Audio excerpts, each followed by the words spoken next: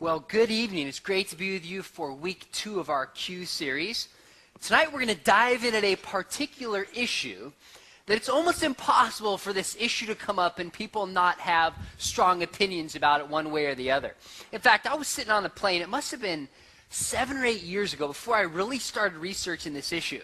And I was totally minding my own business. I had my computer on and I had my headphones in. I was watching the PBS series called Evolution. And I took my headphones out, and immediately the lady next to me turns over and she says, "Well, what are you doing?" I said, "I'm just watching this show on evolution." She goes, "Oh, the PBS one. What do you think about that?" And I started to say, I'm not quite persuaded that it's true. And immediately she jumps in, she goes, "Oh, you're one of those evolution haters." Essentially, why are you guys always attacking evolution? It's beautiful, and it's so obviously true. And I said, "Well, I'm not attacking anything. I just want to believe what's true, and I'm not convinced. Why do you find evolution so compelling?" And she said, "Look, if you go to any museum in the world, just walk into a museum, and you'll see right in front of you tons of fossils that scream out that evolution is true." And I said, "I got a question for you." And you know what I found out? She was a PhD geologist. I said, "You've studied this, obviously. You're older and you have a PhD in it more than I have at that point." I said, "Tell me, what books have you read? Can you name one title for me that you've read that challenges evolution?" Guess what she could name? How many? None. She couldn't name one. And it was a rather awkward moment for her. Now, I want to read you a verse. Proverbs 18:17 says this: "The first to speak in court sounds right until the cross-examination begins." In our culture, only one side is given an opportunity to speak in our public schools. Hence, everybody thinks it's compelling. But once the cross-examination begins, the story looks very different. Now, the way this girl approached evolution said it's obviously true is a message that you probably get. In fact, listen to some evolutionists talk about how obviously true it is. Richard Dawkins is probably the most famous atheist in the world. He said in his book, The Greatest Show on Earth, "Evolution is a fact.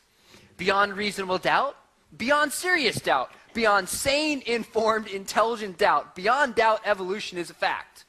The evidence for evolution is at least as strong as the evidence for the Holocaust." And then he said, in the New York Times, he said, "It is absolutely safe to say that if you meet somebody who claims not to believe in evolution, that person is ignorant, stupid, or insane, or wicked. But I'd rather not consider that." Michael Ruse, a philosopher of biology at Florida State University, he says evolution is fact, fact, fact. In 2004, National Geographic had a cover story. The cover said, "Was Darwin wrong?" You open it up, and what did the inside say? No, the evidence for evolution is overwhelming. In fact, this is also in popular culture. In an episode a few years ago in Friends, they had a discussion about evolution. And if anybody in Friends is going to doubt evolution, who's it going to be? Phoebe, right? Why? Because she's the dumb blonde. Right now, I don't actually think blondes are dumb. My daughter's blonde. Okay, I speak to her very slowly. Okay, so I don't want to pick on them. But Ross finds out that Phoebe doesn't believe in evolution. And what does Ross say? "Excuse me, evolution is not for you to buy, Phoebe. Evolution is a scientific fact. Like the air we breathe." There's a lot of likes. "Like gravity." Now, let me ask you a question. Is evolution established fact, fact, fact? Are you stupid, ignorant, insane, and maybe wicked for doubting it? Is it like as powerful as gravity? Well, the only way to really come to that conclusion is to follow the advice that Darwin himself gave. You know what advice Darwin gave about the subject? Listen to this. It might surprise you. Darwin said, "A fair result can only be obtained by balancing the facts and arguments on both sides of each question." So ironically, Darwin himself was in favor of showing the evidence for and against evolution. Now, before we look at the other side of evolution, it's worth asking the question, who cares? Why does evolution even matter? Well, this story gets to the heart of it. In 2005, the London Zoo offered a very provocative exhibit you could actually come and see. You know what it was titled? Warning, Humans in Their Natural Habitat. It featured men and women in bathing suits with green fig leaves. They posed on rocks, pretended to groom like baboons, picking parasites out of one another's hair. This is an actual exhibit in a zoo you could come see. Well, sometimes it takes a kid to point out the obvious. One kid asked this question. He said, "Why are those people in there?" You know what a spokesman for the zoo said? Listen to this. "Seeing people in a different environment among other animals teaches members of the public that the human is just another primate." In other words, if we put humans in an environment we're not used to, it'll remind us that humans are just like every other animal. We're simply a more complex primate. Now, if we're just animals, then why don't we act like animals? Why not? Scarlett Johansson, the well-known actress, was asked why about rumors of her reputation that she is incredibly promiscuous. You know what she said? Listen to this. Here's her response. She said, "I do think on some basic level we are animals, and by instinct we kind of breed accordingly." If we're just animals, then why not act like animals? Are we just like monkeys and baboons and everything else in nature? Or are we a unique creation of God? How you answer that question and what you believe about it will explain almost everything you believe and how you behave in life. Really, this is one of the most important questions in life. Are you the result of an accidental, purposeless process, and hence you're just like animals? Or are you specially made in the image of a God who loves you and made you according to a purpose? It's hard to think of a more important question than that. Now let me take a minute before we go any further and actually define what evolution is. Now I won't do this because of time tonight, but I have spoken to tens of thousands of young people, and I pretend to be an atheist sometimes, and we have this dialogue. And I'll ask young people, I'll say, how many of you believe in evolution? I'm curious, how many of you believe in Darwinian evolution? Show hands. Okay, we got maybe 10 or 12 of you. Fine. How many say evolution is false? Let me see your hands. Don't believe in it. 90% of you. Fine. You know what happens? I won't make you do this. But I'll often find Christians shoot up their hands and say, I don't believe in evolution. I'll say, okay, can you define it for me? And guess how many Christians who don't believe in it can actually define it? Almost none. Almost none. If we're going to critique something, or at least offer the opposite perspective, we ought to properly understand what it is. Now, here's the problem when it comes to evolution. The word can mean different things. The word evolution is equivocal, meaning it has multiple meanings instead of univocal, having one meaning. For example, if you look up in a dictionary, evolution, the first thing it'll say is change over time. Evolution means change over time. So the animals that exist today are different than animals that existed in the past. We don't have dinosaurs anymore. We have fossils of animals that lived in the past. Animals have changed. By the way, you're changing every moment of your life. You're evolving. If you go like this, you're shedding cells. On other people, your hair is growing. Your body is changing every moment. Now, is this definition of evolution controversial? Is this controversial? No, everybody believes there's change over time. Then there's another definition of evolution, which is called microevolution. Now, what does micro mean? It means small, right? Microevolution means tiny or on the micro level. The famous example that Darwin gave is called Darwin's finches. He traveled to the Galapagos Islands, and he saw that there were at least 13 different kinds of finches. And he noticed on different islands they had different colors, they were a little bit different size, they had different beak length and structure. And he said as they moved to their different environments, these finches would evolve. Now notice something. Yes, there was evolution, but microevolution. The finches still stayed what? They were still finches. So you could almost call this like horizontal evolution as opposed to vertical evolution. So microevolution is when something stays within its own kind, typically defined as a species. Now third is what we're going to call macroevolution. And obviously macro means, it means big, or it means large. So macroevolution is basically all the diversity and complexity of life is a result of a natural instead of a guided process. Now it involves, if you look at Darwin's tree, his famous example, you'll see something like this. This was in The Origin of Species. And he basically said from the first simple life form at the bottom, all the complexity of life fanned out. So every living organism is in some way traced back to a common ancestor. Now people believed in evolution at least 2,000 years before the time of Darwin. Darwin did not invent the theory of evolution. Darwin gave a mechanism that people found plausible to explain evolution. What was his mechanism? He said natural selection acting upon random mutation. So what Darwin did is not come up with the idea of common descent. People believed that before him. Darwin uniquely said, you can have this whole process work by random mutations in an organism, and then natural selection will favor those that are stronger and weed out those that are weaker.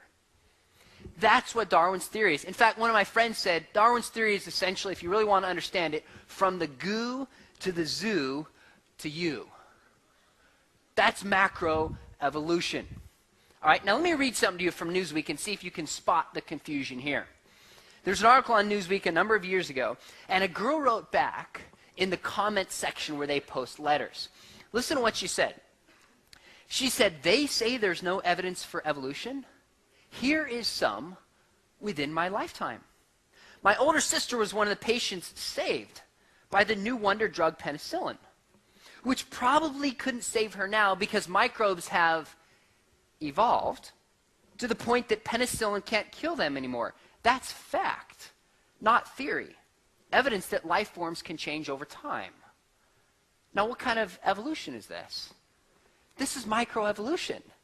Penicillin can develop resistance to certain drugs and evolve, but the penicillin, or the microbes evolve to resist penicillin, but the microbes and bacteria still remain what? They still remain bacteria. That's an example of microevolution. So when I talk about evolution, we're not talking about change over time. We're not talking about micro. We're talking about the grand theory of evolution by Darwinism, common descent, driven by natural selection acting on random mutation, beginning with the first life. Okay? Now, here's what we're going to do. I wrote a book called Understanding Intelligent Design with a friend of mine by the name of William Dembski. He is a double PhD from the University of Chicago in math and in philosophy. Brilliant. And when we wrote this book, our goal was to just simplify this for people that are non-specialists. So what we did, we have 2 chapters in this book critiquing evolution. So we went and got textbooks. We scoured the internet. I listened to some lectures to try to say, what are the most common evidences offered for evolution? And then we wanted to provide a counter-argument to it and show the whole story. So in the book, we go into, it must be like 10 or 12 different of the most common evidences given. Tonight, we're just going to look at 4 for the sake of time. Those are typically given in defense of the Darwinian worldview. So let's begin with one called the Miller-Urey experiment. The Miller-Urey experiment. Now, if you've looked in your textbook recently in chemistry or biology, you'll notice an experiment that looks like this. In 1953, Stanley Miller, who was a graduate student at the University of Chicago, they wanted to show how naturally you could go from non-life to life. They want to show how life first emerged on our planet. So they took this apparatus, and in the bottom left, you see there, they took all these gases that they said existed on the early Earth. They heated it up, so the gases went up through the top, and then they shocked it in the upper right, like they sent these electrodes in. And then at the bottom, they collected the chemical samples that came out of it. You know what they found? They collected amino acids, which are the building blocks of life. Now, in 1953, this was heralded as a major, major discovery. In fact, they said this simply shows that the process from non-life to life is really rather simple. In fact, you guys know who Lee Strobel is? Show of hands, how many of you know who Lee Strobel is? I'm curious. Okay, a lot of you do. Good. Lee Strobel used to teach here. He actually said, sitting in high school, he was kind of agnostic about his faith. He saw that experiment. He said, that was what tipped the scales for me to become an atheist. He said, if life can come from non-life in a natural process, then God is out of a job. That's what led Lee Strobel partly into atheism at the time. Now, Carl Sagan, famous atheist of the past couple decades ago, he said this was the single most significant step in convincing many scientists that life is likely to be abundant in the cosmos. But you remember the verse I read for you at the beginning that said, the first to speak in court sounds right until the cross-examination begins? There's another perspective about this that is often left out of textbooks. I'm going to show you 3 problems with it. And number 1, there's something very odd about this, and I wonder if any of you are picking up on it already. I have a good friend of mine who's brilliant, has his own business. In high school, he got perfect scores on math and SATs. And we would kind of debate these issues back and forth and have a lot of fun. At one point, he asked me, he goes, Sean, he goes, what would you do if scientists could create life in a lab? Would that make you doubt the existence of God? I said, absolutely not. I said, if scientists created life in a lab, that would make my point, not yours. Now, why is that the case? Because according to the Darwinian worldview, it happened totally by chance. If a scientist is involved manipulating nature to get life, then what does this prove? That intelligence and information is needed to get life from non-life. You know what's the odd thing about this experiment? This is a designed experiment. They intentionally control and manipulate the circumstances to get a certain result at the end. They control the temperature, they control the pressure, they control the flow. This is a designed experiment. The marks of intelligence are all over it. If anything, this would show that intelligence is needed to get life. But second, it actually gets a little bit worse. Do you know there's not a shred of evidence for the prebiotic soup that you kind of see at the bottom with these chemicals ever even existing on our planet? Do you see how significant this is? His whole theory rests upon these chemicals floating in these, it's kind of prebiotic soup, and they mix together and form life. There's not any evidence that this soup ever even existed at all. This is a big problem for the theory. But third, in this experiment, guess what they used? The wrong gases. They used different gases from what we know now existed on the early Earth. If they use the correct gases, guess what happens? They get nothing. They get this sludge that's actually more like sulfuric acid. The process does not work. And last, there's an even bigger problem. What is the most basic form of life? It's not amino acids, it's the cell. Even Richard Dawkins admits this in his book, The God Delusion. Cell is the most simple form of life. Now, how close are you when you have an amino acid to getting a living cell? You're not even in the right ballpark. It'd be kind of like coming up with a natural process that explains the origin of something simple like a brick. You say, oh my goodness, we have bricks? Well, that can explain how we get the White House. I don't even know if the White House is made out of bricks, but just bear with me. What do you need to go from a brick to something like the White House? What do you need? You need workers. You need a plan of where those bricks are supposed to go, in what order at a certain time. You need intelligence that's input into the system. But that's the very thing that a Darwinian worldview cannot have. There cannot be intelligence.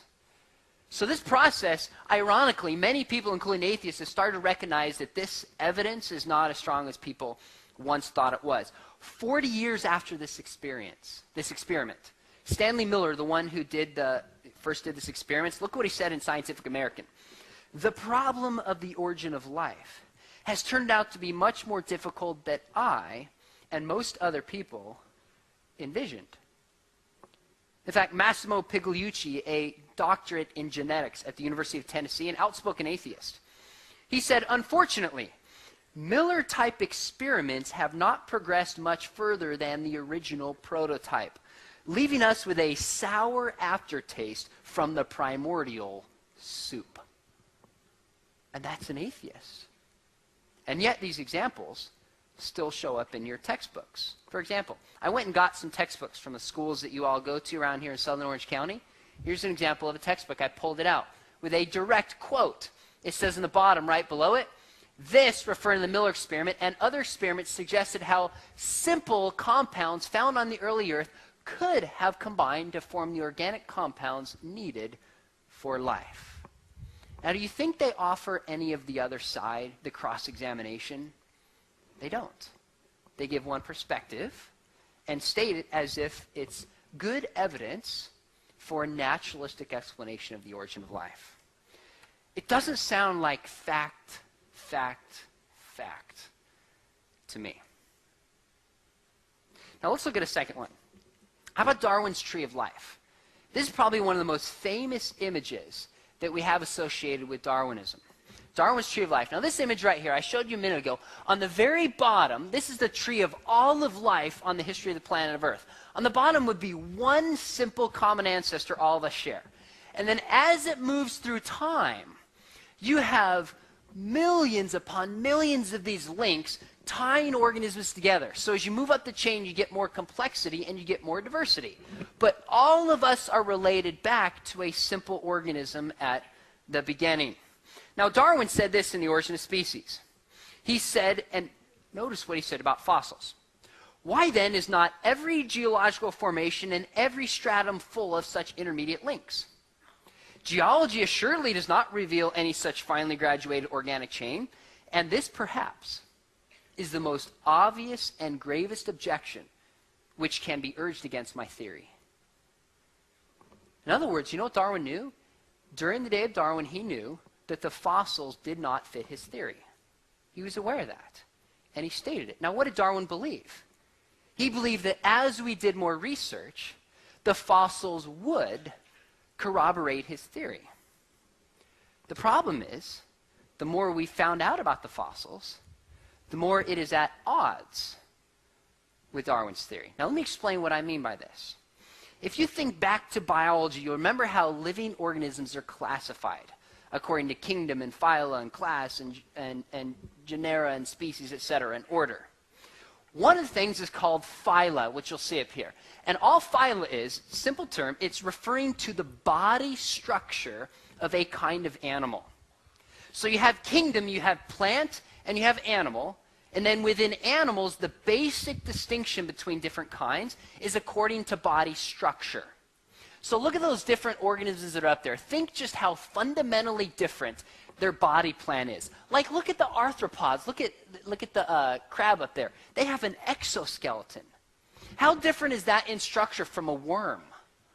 Or from something like an echinoderm, which is a starfish. Just bodily, these are fundamentally different structures. Or the chordae, of which humans fall into in fish. We have a central spinal system with, like, the ribs that go around it.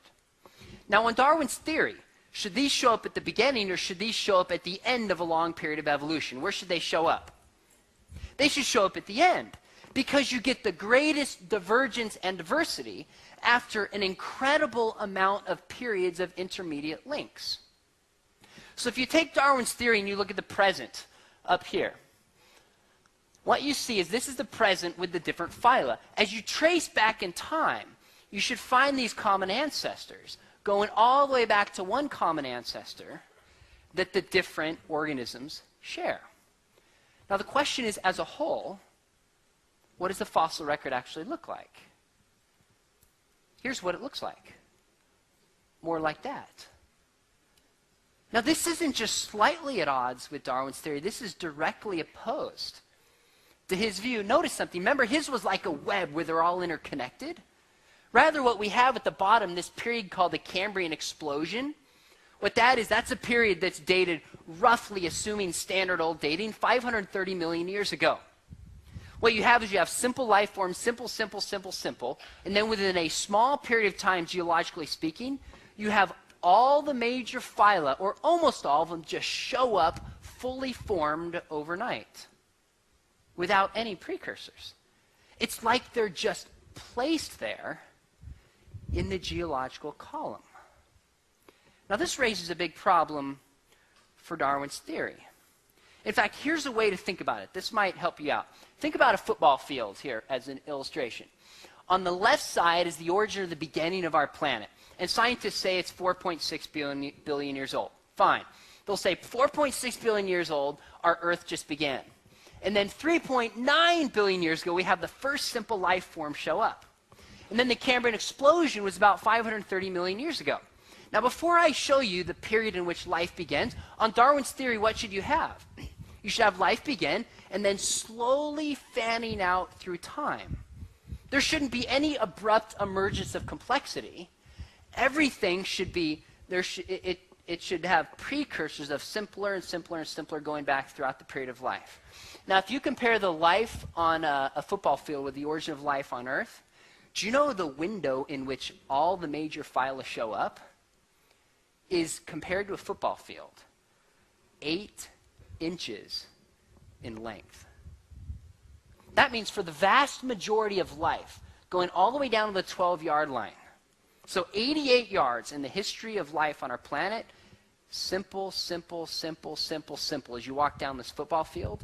And then within 8 inches, about that long, you have all of the major phyla show up in a geological instant. Now, this is a big problem for Darwin's theory. In fact, Darwin was aware of this. Look at what Darwin himself said. He said, the manner in which species belonging to several of the main divisions of the animal kingdom suddenly appear in the Cambrian, at present must remain inexplicable, and may be truly urged as a valid argument against the views entertained here. In other words, Darwin knew about the Cambrian explosion, and he knew that it raised a problem for his theory. Why isn't that quote put in most textbooks? Stephen Jay Gould, the late paleontologist from Harvard, he put it very bluntly. He said the extreme rarity of transitional fossils in the fossil record, the extreme rarity, persists as the trade secret of paleontology. He goes, it's a secret. Only paleontologists know this. Why does it have to be secret? Then he said the evolutionary trees that adorn our textbooks have data only at the tips and the nose of their branches. The rest is inference, however reasonable, not the evidence of fossils. Again, evolution doesn't sound like fact, fact, fact to me. Now let's look at a third example. Third example is something called homology. What does homo mean? It means same. Assuming all of you have got that one down, even the freshmen. Now, if you look in any textbook, you'll notice this structure in every textbook I've seen. I'm sure there might be an example, but you'll notice this textbook, this picture. Do you guys recognize this from biology class? This is called homology. The point of this is you look on the left, you have a bat's wing. You have kind of like a dolphin or a whale's flipper. You have a horse's hoof and a foot, and you have a human hand. Now, right away, it's odd that they've taken different things and made them all the same size, but we'll let that go. You'll notice something. There's a similarity in structure, even in these different organisms. So the bones have a different size and a different width, but you kind of see the same structure transcending different organisms. Now, before Darwin, scientists look at this and they said the reason that there's a common pattern is because there's a common designer. A common designer used a common pattern in different organisms. When Darwin came around, he said, no, no, no. The reason we have a common structure is because if you go back in time, you will find a common ancestor that all of those shared that had that feature in itself. So Darwin would say there's kind of a precursor with this structure that existed, and as these organisms moved into different environments, that structure that was there was adapted to different environments totally naturally without God. Now, here's the question. How do you know whether similar structure is due to a common designer or whether it's due to common ancestry? Do you see the question? How do we know that simply finding similar structure in organisms is the result of a common ancestor, like Darwin said, or the result of a common designer. Now, there was a book written in the early 1990s, and listen carefully to the title. Tell me if you think he's pro or con intelligent design. It's by a man named Tim Barrett. It's called Evolution and the Myth of Creationism. Pretty obvious which side this guy is on. Teaches at Harvard University. Now, he was trying to make the example and teach his students and everyone else who read his book about common design in nature as support for Darwin's theory. Now, you guys are sharp. You can pick up right away, and I'm amazed he missed this because he's obviously a brilliant person. Look at the example he uses to prove common descent in favor of Darwin's theory.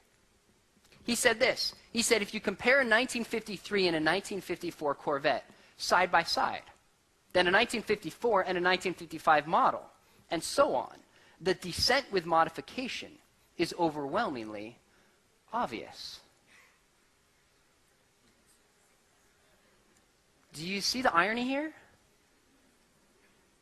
He's trying to prove that common descent comes from an unguided natural process. So what does he use to make that case? Corvettes, which are designed. Do you see the irony in this? The problem is Corvettes are designed. They're not the result of an accidental process. So you know what this shows? This is a very important point. This shows that when there are common structures in different organisms, they could be the result of Darwin's theory, or they could be the result of design. But the structure in itself cannot tell us which one is true. If Darwin's theory was true, would we expect to see homology? Did you hear that question? If Darwin's theory was true, would we expect to see homologous structures in different organisms? We would. If there is a common designer, would we expect to see similar designs in different organisms? Yes. Who in here has an iPod or an iPhone? Hold it up. Hold it up. Someone who has one. Right there. There's an iPhone in the back. Now, if you compare the iPhone, are you going to find similarities with an iPod? Or are you going to find similarities with an iPad? Notice why. If there's design features that work, smart designers take structures that work and apply them to different environments or to different objects. If we do that when we design things like phones and MP3 players, why wouldn't the designer of nature do the same thing? If he has a structure that works, why not use it in different features? So the whole point of this is homology makes sense from a Darwinian perspective. It also makes sense from a perspective of design. So you can't use it only as evidence for evolution. If you're concerned with following Darwin's advice, which is being fair. But again, it shows up in textbooks. Here's an example. This is the textbook 2009 called Biology, Concepts and Connections. And it says, quote, also providing evidence for evolution, anatomical similarities between many species give signs of common descent. Not a shred of even suggestion that there might be another way of thinking about the evidence. Again, evolution doesn't sound like fact to me. Now let's look at the last one, and then we'll wrap up. How about what's called Haeckel's embryos? Now Darwin knew that the fossils did not support his theory, but he believed that embryos provided the best evidence to support evolution. He said, quote, the embryos of the most distinct species belonging to the same class are closely similar, but become, when fully developed, widely dissimilar. This is, quote, by far the strongest single class of facts in favor of my theory. Now, he used these drawings by a biologist by the name of Ernst Haeckel. And these drawings up here, basically the point is, as you look at the top, you'll notice these different embryos. He said this is the first stage of development in an embryo. where they look very similar. And then in the middle, he said it's kind of a middle stage where they look kind of similar, but they're starting to diverge into their unique organisms. And then at the bottom, they look most dissimilar. So basically what Darwin was saying is when you have the tree of life, things look similar over the span of life on our planet, then they look a little more dissimilar, and then totally dissimilar at the end. He said the same is true in embryological development. All organisms, he said, look similar at the beginning, then they start to diverge a little bit, and then they look totally different at the end. So he said all of evolution can be seen by looking at an embryo develop. There's a few, but one particularly astute problem with this example. And you know what it is? These drawings were faked. They were absolutely faked. Haeckel used a cookie cutter to make the embryos look more similar than they actually were. So if you look at the top, that's the way Haeckel drew them. If you look in the middle, that's what those embryos actually look like at the same stage of development. Not even close. It was a fake. And again, Darwin considered this the most powerful evidence for all of evolution. It turned out to be a fake. Second, you know what else he did? He cherry-picked the examples. So instead of just taking 10 organisms at random, he chose the organisms that already look most similar and used those as his example and left out those that don't fit the pattern he wanted embryos to fit into. Again, that's called cherry-picking. Third, the big problem is, remember, he's saying it looks like this. He's saying in embryological development, they look similar and then they diverge like this. You know what you find? If you actually start at the beginning of embryological development, they look dissimilar, and then in the middle they look slightly similar, and then they diverge again. So if anything, embryological development looks more like an hourglass than it does the tree of life as Darwin saw it. Now you're probably thinking, how would an evolutionist respond to this? Well, let's listen to one. Here's a lady by the name of Eugenie Scott. Her job, she has this science organization that when battles show up across America and people start trying to question evolution, she gets a bunch of lawyers and they go in and they silence it to make sure that only one side is taught within textbooks. That's her job. Now take a look at how she responded when confronted with the errors in Haeckel's drawings.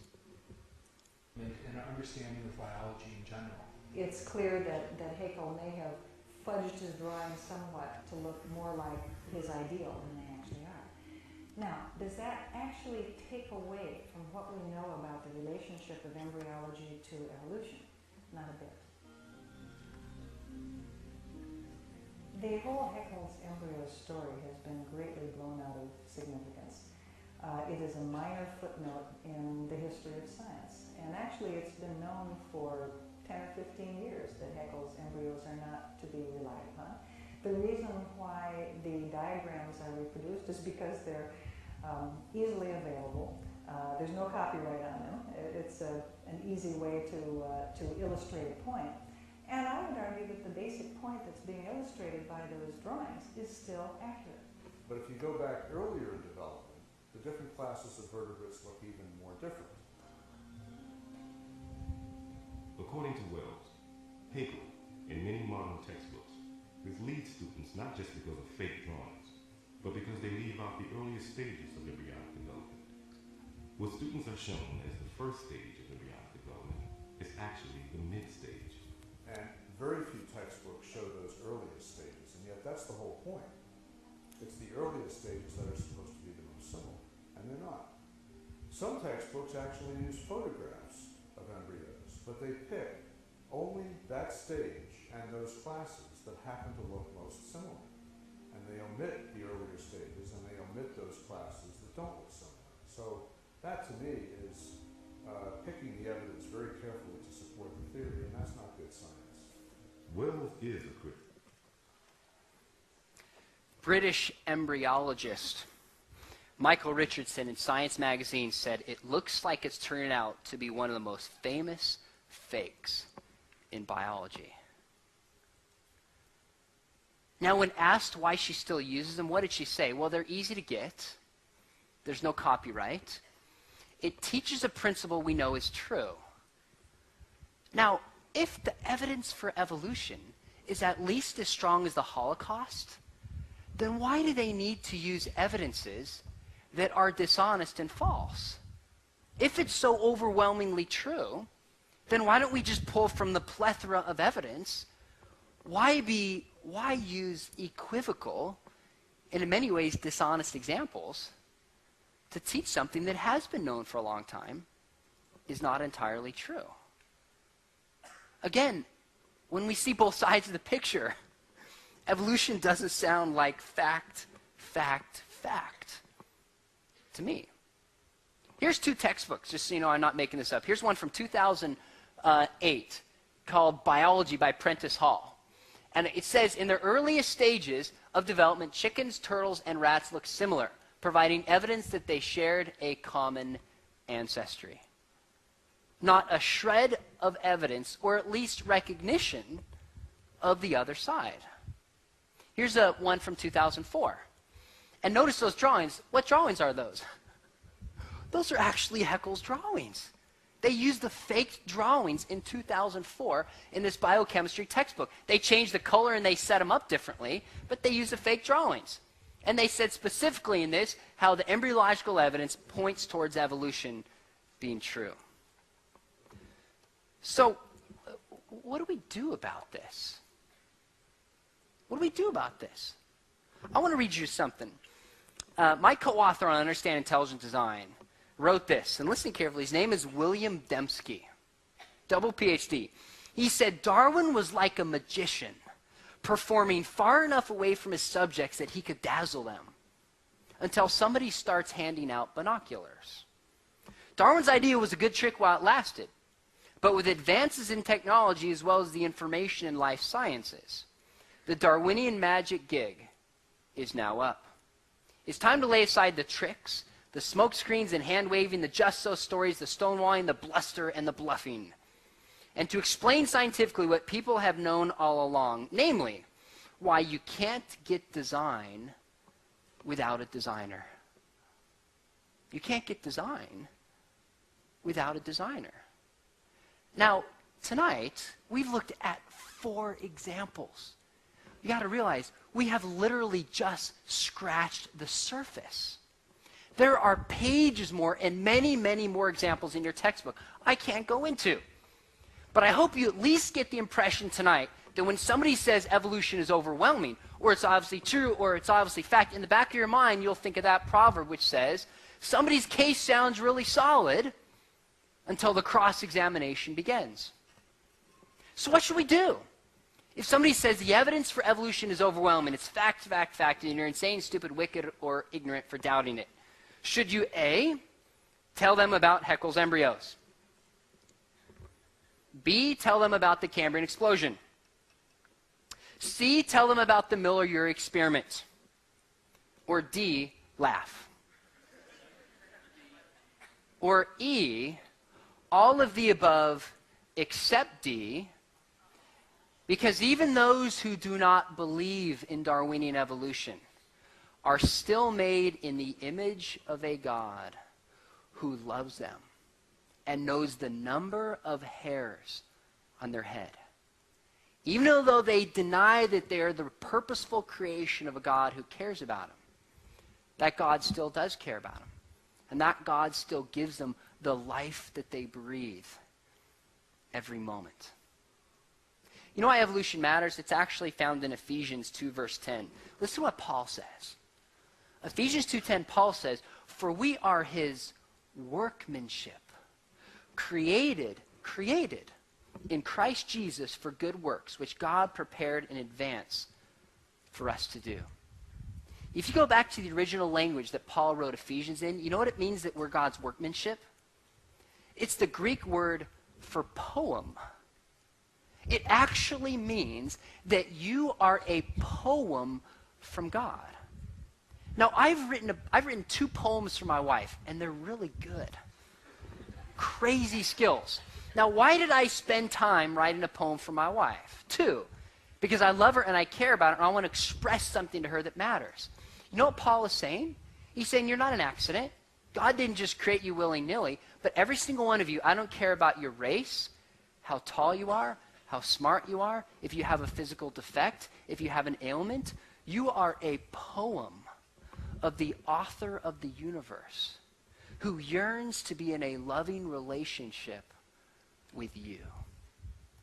Friends, I talk to young people, many of them, and maybe some of you in this room, who struggle with eating disorders. They struggle with self-image.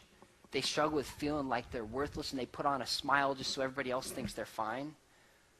One of the things I want to say is to look in their soul and say, you are the purposeful creation of a God who loves you and wants you to know that you are beautiful. And this God has a plan for your life. Amen? Amen. Well, I'll tell you what, tonight this has been quick. It's been really fun. There is no way I can answer all these. So I want to tell you a couple resources back there. And again, these are down at essentially my cost for you. There's the book I was talking about, Understanding Intelligent Design, that I wrote with Dr. Dembski. Part of it is the positive evidence for intelligent design. 2 chapters on some of everything we talked about tonight, and about 7, 8, or maybe 9 more common evidences for evolution that are all in your textbooks and responses to them. The other side. It recently got an award, and somebody said, finally somebody's taken the scientific evidence, made it interesting, and made it understandable. So if you want to go a little bit deeper in this, and I hope as a Christian every single one of you are, it's not enough to come in here and lecture and say, well, there's some, at least decently smart people who know that evolution is false. That's good enough for me. That's not. You got to know why. And you got to be able to read your textbooks, read it carefully, but also read the other side and follow what you think is true. So that's back there at my cost if that'll help you out. I also wrote a book called Is God Just a Human Invention? And I have a chapter on Darwinian evolution, but then we deal with 16 other big questions people have, like, how could God send somebody to hell?